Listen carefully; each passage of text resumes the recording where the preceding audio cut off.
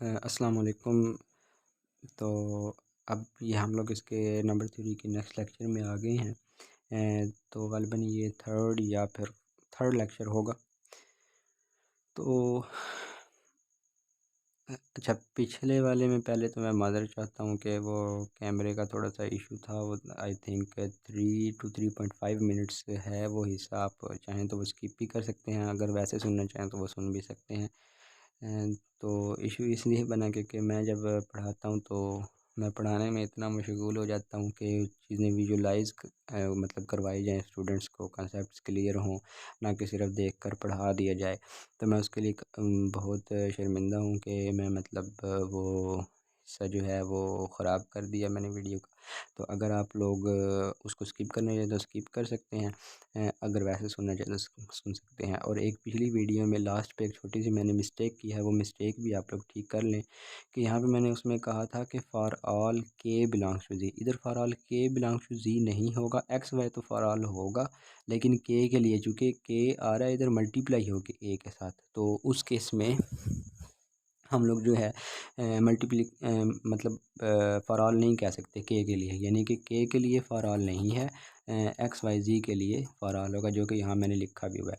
अब के लिए क्यों नहीं होगा, वो इसलिए नहीं होगा क्योंकि ये जो जब भी हम इंटीजर्स की बात करते हैं ना, देखें हम लोग के1 और के2 को शुरू में लेके आ रहे हैं फॉर सम, ठीक है।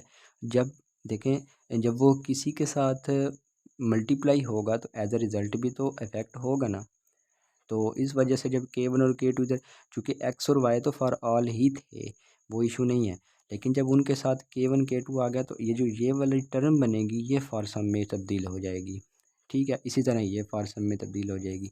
अब मैं आप लोगों को मिसाल देता हूँ कि अब एक टब में गर्म पानी पड़ा हुआ है, सारे का सारा टब गर्म है, मतलब यूँ कह सकते हैं आप लोग कि टब जो है वो उबलते हुए पानी के साथ भरा हुआ है, तो वो बहुत गर्म टब है। यूँ ही आप लोग उसमें ठंडा पानी डालेंगे तो वो ठंडा पानी उस गर्म पानी के इफ़ेक्ट को कैंसिल करेगा, या उसको इफ़ेक्ट तो करेगा, मतलब उसके हरारत जो है या उसकी जो हीट है उसको कम करेगा।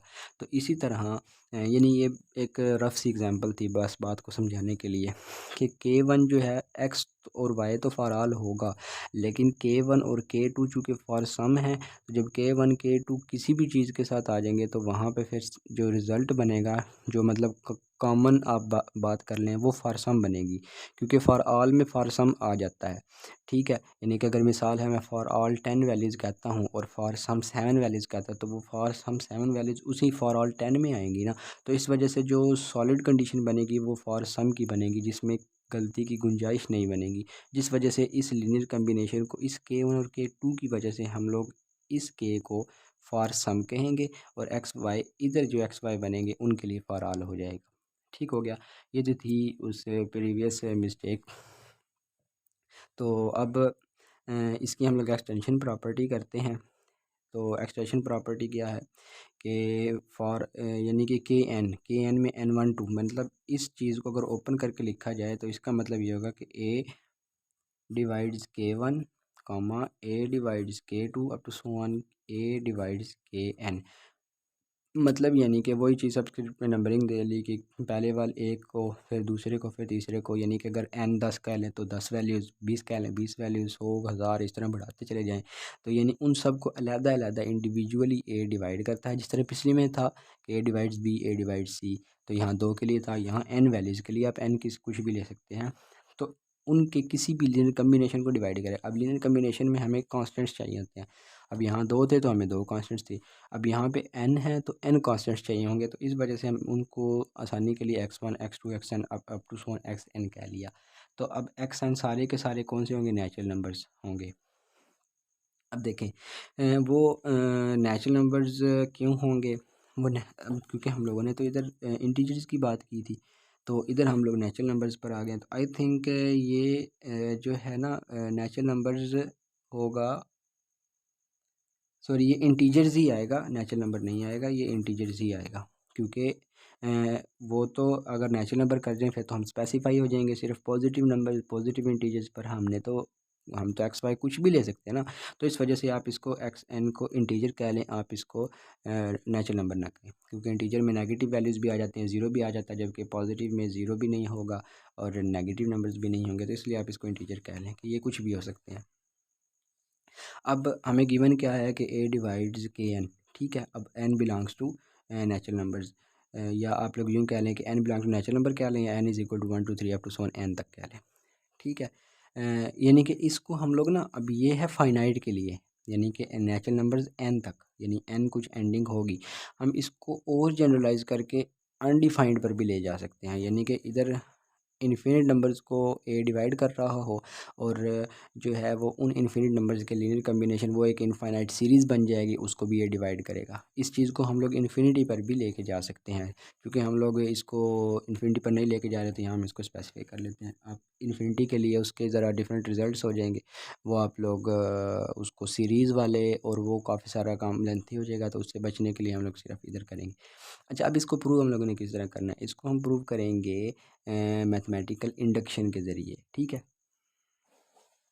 हमारा ठीक है, हाँ जी, कैमरा ठीक है। तो अब हमारे पास क्या गिवन है कि ए डिवाइड्स के एन, यानी कि सब के एन्स के को ए इंडिविजुअली डिवाइड करें, यानी ए डिवाइड्स के वन के टू के थ्री सबको। तो हम इसको अलग लिख लेते हैं कि ए डिवाइड्स के वन, इसको हम लोगों ने डिविजिबिलिटी कंडीशन से क्या लगाया कि k one is equal to a into some integer, हम उसको सी वन कह लेते हैं। अब ए डिवाइड्स के टू, इसी तरह इसको इक्वेशन दी, इसी तरह एनथ को इक्वेशन दे ली। अभी हमारे पास एन इक्वेशंस आ गई हैं, अब इनका जहाँ ज़रूरत पड़ेगी हम इसको मतलब जो है वो सॉल्व कर लेंगे। देखें, प्रीवियस में हम लोगों ने क्या किया था, हम लोगों ने ए डिवाइड्स दिस थिंग करना था, हमने इसको फिर कंसीडर किया था। इसी तरह हम लोगों ने इसमें क्या करना है, ए डिवाइड्स ये पूरी टर्म है, तो इसमें हम इस चीज़ को कंसीडर कर लेंगे, और उसी तरह बिल्कुल उसी पैटर्न पे है, बस ये थोड़ा जनरलाइज हो जाएगा, ठीक है। तो इसका एक और तरीका भी हो सकता है, वो आप मैथमेटिकल इंडक्शन से सॉल्व कर सकते हैं। तो मतलब उसमें मैथमेटिकल इंडक्शन वाले तरीके का भी मैं आइडिया दे देता हूँ, तो आप लोग उसको फिर ख़ुद ट्राई कीजिएगा, जहाँ से ना समझ आए फिर कमेंट सेक्शन में बताइएगा, मैं उस पर भी वीडियो अपलोड कर दूँगा।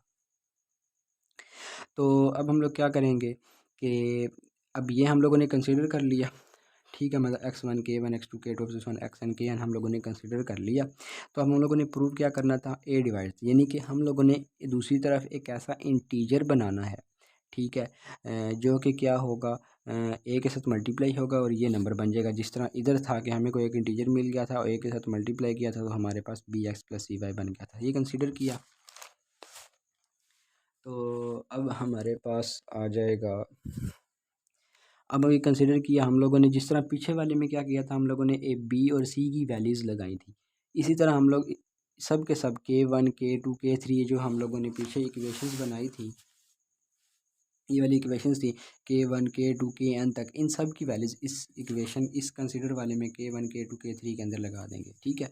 अच्छा, एक चीज़ से कंफ्यूज नहीं होना, यहाँ पर बी और सी पहले थे, अब यहाँ पर केस बाद में आ रहे हैं, कोफिशेंट से बाद में आ रहा है, तो इसका कोई इतना इशू नहीं है। आप लोग पहले लिखना चाहें तो आप लोग इसको के वन एक्स वन के टू एक्स टू के एन एक्स एन लिखना चाहें तो वो भी आप लोग कर सकते हैं, उसका कोई इशू नहीं है, ठीक है।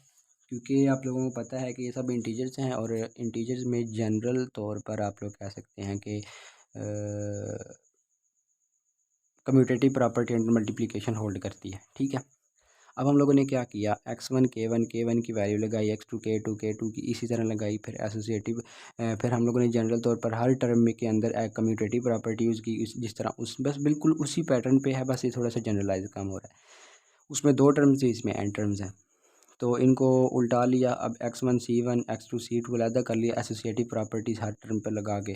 फिर हम लोग क्या करेंगे, अब ए सब में आ रहा था, तो ए हम लोगों ने कॉमन ले लिया।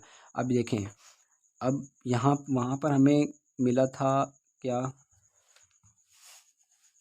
वहाँ पर हमें मिला था k1 x plus k2 y, ठीक है, हमें ये चीज़ मिली थी, जिसमें k1 और k2 फॉर सम के लिए थे, k1 के x और y फॉर ऑल के लिए थे, लेकिन k1 और k2 की वजह से ओवरऑल रिजल्ट फॉर सम हो गया था। सिमिलरली यहाँ पर सीज़ क्या है, फॉर सम है, तो इसका ओवरऑल रिजल्ट क्या होगा सीज़ के लिए, सीज़ के लिए। इसका मतलब जो है वो इसमें भी सी आ रहा है, इसमें भी सी आ रहा है। तो अब ए चूँकि था और ये जो लीनियर कम्बिनेशन बनेगा ये एक इंटीजर बनेगा, क्योंकि x1 भी इंटीजर, x2 भी, x2 भी इंटीजर, x2 भी इंटीजर, c2 भी इंटीजर। तो इनका जो लीनियर कम्बिनेशन बनेगा ये भी एक इंटीजर होगा। लेकिन ये इंटीजर किस वजह से बनेगा? फॉर सम, चूँकि c1 c2 और cn जो हैं ये सारे के सारे फॉर सम में एग्जिस्ट करते हैं, फॉर ऑल में एग्जिस्ट नहीं करते।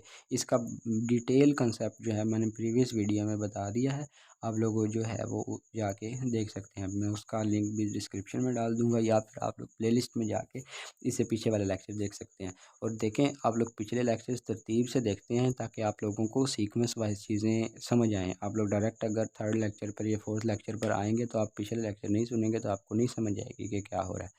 ठीक है, तो इन सब के लिए होगा। तो एक इंटीजर हम लोगों ने अपनी आसानी के लिए बार बार लिखने को जाए इसको एक इंटीजर के कह लिया। तो इसका मतलब ये लीनियर कम्बिनेशन की इक्वल था, तो के इंटू सम वेक्टर। देखें, अब मैंने पहले के इंटू सम मतलब सम इंटीजर इंटू ए लिखा है, क्योंकि सम इंटीजर पहले आ रहा था इधर डिस्ट्रीब्यूटिव लॉ के मुताबिक। अब राइट डिस्ट्रीब्यूशन हुई है ना, देखें ए राइट पर था सब के साथ मल्टीप्लाई होकर। मैं इसको स्पेसिफिकली लिख देता हूँ। हम लोग क्या लिखते हैं? ए इंटू बी प्लस सी क्या होता है? इज इक्वल टू होता है ए इंटू बी प्लस ए इंटू सी। अब ये लेफ्ट साइड पर डिस्ट्रीब्यूट है, यानी ए लेफ्ट साइड पर डिस्ट्रीब्यूट होगा। यहाँ पर ए राइट साइड पर दिया हुआ है, तो इसका मतलब जब ए इस हर शर्त के राइट साइड पर था तो कॉमन भी राइट साइड पर ही आएगा। यानी कि हम लोग जब आम काम कर रहे होते हैं, इंटीजर्स के साथ डील कर रहे होते हैं, हम इस चीज़ का ख्याल नहीं रखते। लेकिन जब आप प्योर मैथमेटिक्स कर रहे हैं तो आप लोगों को इसका ख्याल रखना पड़ेगा, अदरवाइज़ या तो जो एग्जामिनर है वो क्रॉस कर देगा या फिर उसको उसके नंबर काट लेगा। तो अब इधर लेफ्ट साइड पे था तो इधर लेफ्ट साइड पे डिस्ट्रीब्यूट हुआ, चूँकि इधर राइट साइड पे था तो हम लोगों ने राइट साइड पे यूज़ कर लिया। और याद रखें, इस तर्ज की टर्म को हमने इसमें कन्वर्ट किया है। ठीक है, तो हम लोगों ने क्या किया? ए कॉमन ले लिया, तो हम लोगों ने ये वाली चीज़ इंटीजर कह ली। और ये फॉर सम होगा, ये याद रखिएगा, फॉर ऑल नहीं होगा। तो हम लोगों ने क्या किया? इसको इंटीजर के ए कर लिया, तो फिर हम लोगों ने अपनी आसानी के लिए इसको ए के कह लिया। कुछ भी क्या आप लोग इस तरह रख के कह लें, कोई मसला नहीं। लेकिन चूंकि हम लोग बी सी सी जो दूसरा इंटीजर फाइंड करते हैं वो हम लोगों ने बाद में रखा हुआ होता है अपने कन्वीनियंस के लिए, एक तरतीब बनाने के लिए, तो हम इसको बाद में कर लेते हैं, क्योंकि एक मल्टीप्लिकेशन में कम्यूटेटिव लॉ तो होल्ड करता ही है। तो हमें एक इंटीजर के मिल गया जिसको ए के साथ मल्टीप्लाई करके हमारे पास ये वाला रिज़ल्ट बन सकता था, यानी ये इक्वेशन ये बता रही है। तो इसका मतलब ये होगा कि ए इस पूरे के पूरे लीनियर कम्बिनेशन को डिवाइड करेगा, और यही हम लोगों ने प्रूव करना था। अब देखिए, जिस तरह मैंने पहले बताया था कि अब अगर एन इन्फिनिट हो जाए, यानी कि इन्फिनिट टर्म्स हो जाएंगे, एक्स के वन को, के टू को, के थ्री को, के फोर को, up to so on infinite तक जो नंबर्स जाएंगे उन सब को ए डिवाइड इंडिविजुअली करता है, तो उन सब के लीनियर कम्बिनेशन को भी डिवाइड करेगा। तो ये एक इनफाइनाइट सीरीज़ बन जाएगी। आप इसको भी जो है वो प्रूव कर सकते हैं। इसी तरह एन के लिए, एन प्लस वन के लिए भी ट्रू करवा दें इसी चीज़ को, मतलब यही चीज़ सपोज करके एन प्लस वन के लिए भी, n plus two, n plus three, up to so on. वो आप आगे जो है वो मैथमेटिकल इंडक्शन से करेंगे, तो वो आप लोग ट्राई कीजिएगा। इन्हीं मैथमेटिकल इंडक्शन का मैं बता देता हूँ क्या होता है कि आप लोग पहले इनिशियल वैल्यू के लिए ट्रू करते हैं। अब इनिशियल वैल्यू यहाँ पे वन है, ठीक है, यानी आप लोग क्या करेंगे? ए डिवाइड्स एक्स वन के, तो आप टू के लिए भी कर सकते हैं ए डिवाइड्स यानी कि एक्स वन के वन प्लस एक्स टू के टू। ठीक है, तो आप इस चीज़ को पहले प्रूव, चुके ये दो के लिए प्रूव हो चुकी है, तो आप उसका हवाला दे के इसको प्रूव कर सकते हैं। और तीसरे में फिर आप लोग सपोज़ कर लेते हैं, यानी कि एन इज़ इक्वल टू के लिए सपोज़ कर लेते हैं, यानी कि आप लोग ये सपोज़ करेंगे कि a divides if A divides k N for all N, यानी कि जो एन स्मॉल एन होगा, जिस तरह हम लोगों ने इधर लिखा था, जिस तरह हम लोगों ने लिखा था इधर, यानी कि ये वाली चीज़ आप सपोज कर लेंगे मैथमेटिकल इंडक्शन के अंदर कि a divides k n this और a divides x one x two up to one this. ठीक है, ये आप लोग सपोज कर लेंगे और इधर से एक इक्वेशन बना लेंगे इस तरह की। आप लोग इक्वेशन फिर ये चीज़ लिख के ना सपोज करके फिर आप लोग ये चीज़ लिखोगे कि x n up to one, ये चीज़। ठीक है, ये आप लोगों ने इसको इक्वेशन नंबर 1 2 जो भी आप अपना नाम दें वो दे सकते हैं। उसके बाद फिर एन इज इक्वल टू के प्लस वन के लिए आप लोगों ने प्रूव करवाना है। अब वो कैसे होगा, मैं वो वाला स्टेप आप लोगों को इधर हिंट के तौर पर बता देता हूँ, तो आप लोग देख लीजिएगा। यानी आप लोगों ने सपोज़ क्या किया होगा, suppose a divides k n, ठीक है, for n is equal to 1 two up to so on capital N यानी कि एक एंडिंग हम लोगों ने कर दी। तो k divide this, so this implies, यानी ये हम लोग सपोज करेंगे अगर ये होगा तो ये होगा a divides x1 k1 plus x2 k2 plus up to so on xn kn। ठीक है, ये सॉरी बड़ा n आएगा। ठीक है, तो ये चीज़ हम लोगों ने कहा था जहाँ पे n इज़ इक्वल, अच्छा ये नहीं आएगा, तो ये चीज़ हम लोग सपोज की थी। अब इस चीज़ से हम लोग क्या लिख सकते हैं, x1 k1 plus up to so on plus xn kn is equal to a into some integer k for some k belongs to integers. ठीक है, ठीक हो गया। तो अब ये चीज़ हम लोग ने सपोज कर लिया, मैंने किस इक्वेशन नंबर 1 कह दी। अब हम लोग कह देंगे कि यानी कि यहाँ इससे लिखेंगे सपोज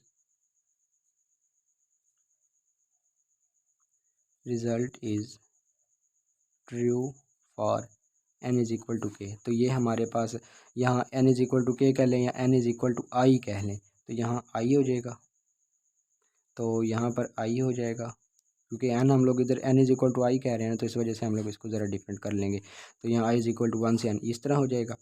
तो अब ये चीज़ हम लोगों को मतलब यानी कि सपोजिशन से ये इक्वेशन आ गई है। अब हम लोग क्या करेंगे, so we have to prove for n is equal to, इधर चूँकि आई किया था तो इधर आई कर लें, n is equal to i plus 1 के लिए ट्रू करवा देंगे।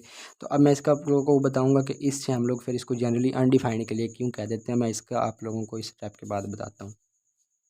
ठीक हो गया, तो हम लोगों ने क्या कह दिया, हम लोग फिर सपोज़ ये कर लेंगे कि कंसीडर, अब चूँकि n के लिए जिस तरह हम लोगों ने पीछे प्रूव किया था कि n के लिए प्रूव करना था, तो हम ये चीज़ सपोज कर ली थी यानी कंसीडर कर ली थी। इसी तरह हम लोग क्या कर देंगे कि कंसीडर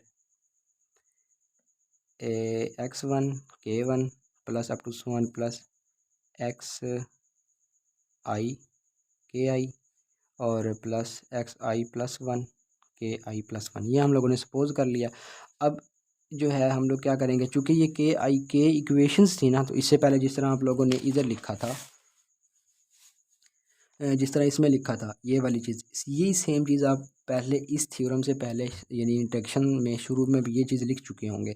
तो इसी चीज़ का आप लोगों ने हवाला देकर, इसी चीज़ का हवाला देकर k1 k2 के आईज़ और के आई प्लस 1 इनकी वैल्यूज़ इधर पुट कर देंगे आप लोग, यानी कि x1 और यहाँ पे क्या था AC1, ठीक है, plus up to so on x1 ACI, चूँकि आई है तो सब्सक्रिप्ट आई लगा देंगे, प्लस x1 और ACI प्लस 1। ठीक है, तो इसको इज इक्वल टू करेंगे, इधर कम्यूटेटिव इनको उल्टा देंगे, तो क्या आ जाएगा, यहाँ पे मैं डायरेक्ट लिख रहा हूँ अगला स्टेप के x1 C1 into a plus up to so on XI CI into a plus x, ये आई प्लस 1 होगा यहाँ पे, XI प्लस 1 और CI प्लस 1, ठीक है, इंटू ए, ये आ गया।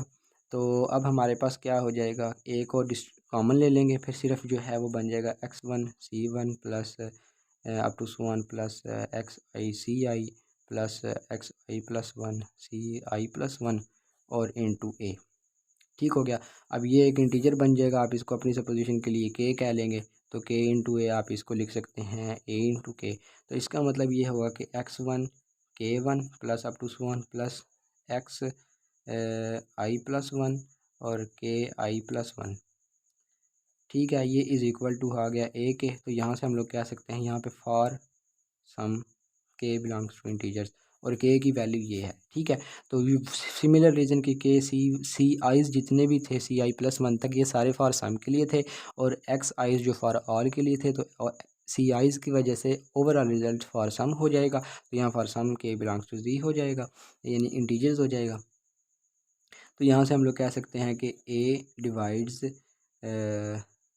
x1 k1 plus up to so on XI plus 1 k I plus 1, यानी हम लोगों ने ये आई के लिए सपोज करके आई प्लस 1 के लिए प्रूव कर दिया। इसी तरह हम लोग आई प्लस 1 के लिए सपोज करके आई प्लस 2 के लिए भी प्रूव कर सकते हैं, आई प्लस 3 के लिए भी प्रूव कर सकते हैं, आई प्लस 4 के लिए भी प्रूव कर सकते हैं, अप टू सो वन चलते चले जाएँ, तो इसी पैटर्न से हम लोग कर सकते हैं प्रूव। तो इस वजह से हम लोग कहते हैं, so this implies the result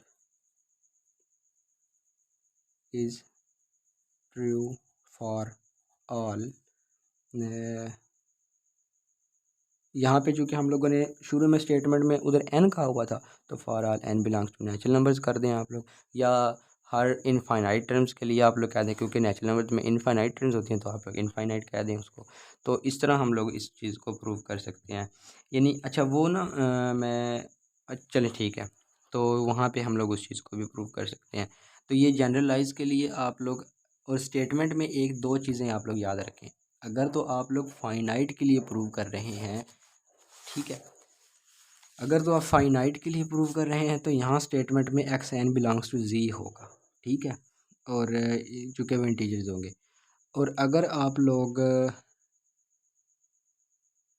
चलें ठीक है, अगर आप लोग उसको जनरलाइज करें तो उसमें एन जो होगा, ये वाला जो एन होगा, ये वाला आप कहेंगे कि वो नेचुरल नंबर्स के सेट से होगा।